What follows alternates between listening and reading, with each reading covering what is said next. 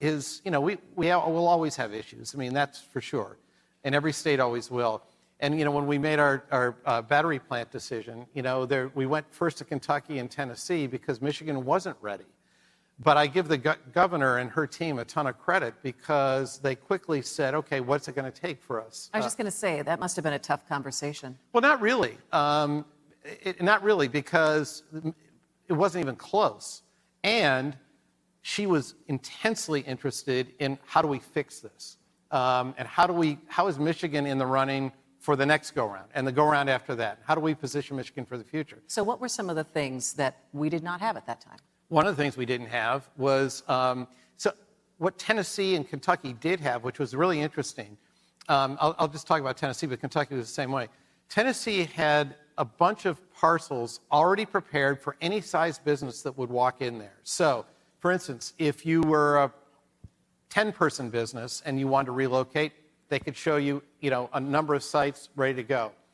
If you were 100, different sites, and all the way up. And then they had 2 mega sites, of which we ended up taking one, that they were holding for the right company. And they turned down a number of people, but those mega sites were not just land acquisitions. They had the on-off ramps ready to go from the freeways. They had the railheads ready to go. I mean, it was really as close to turnkey as you could get.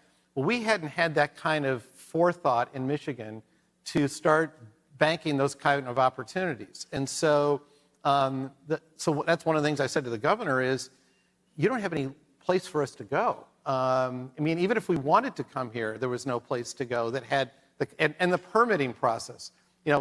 Kentucky and Tennessee had really streamlined the permitting process.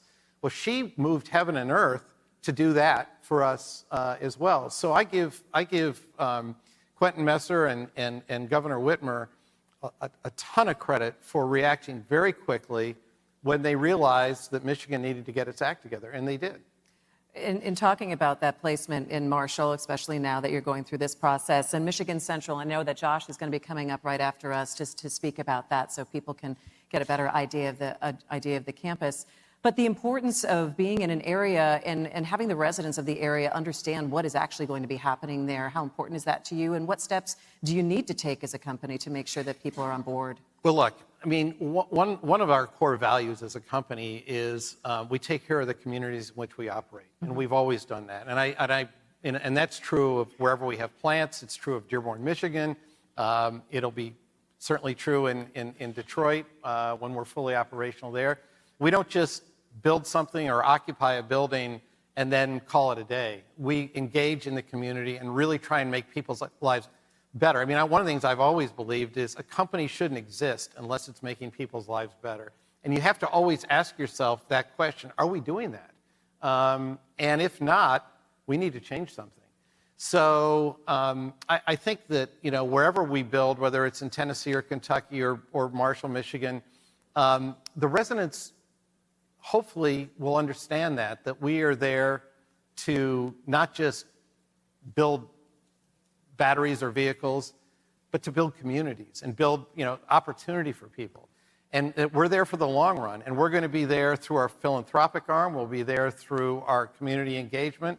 And one of the things we did, you mentioned Michigan Central. We spent a lot of time, and Josh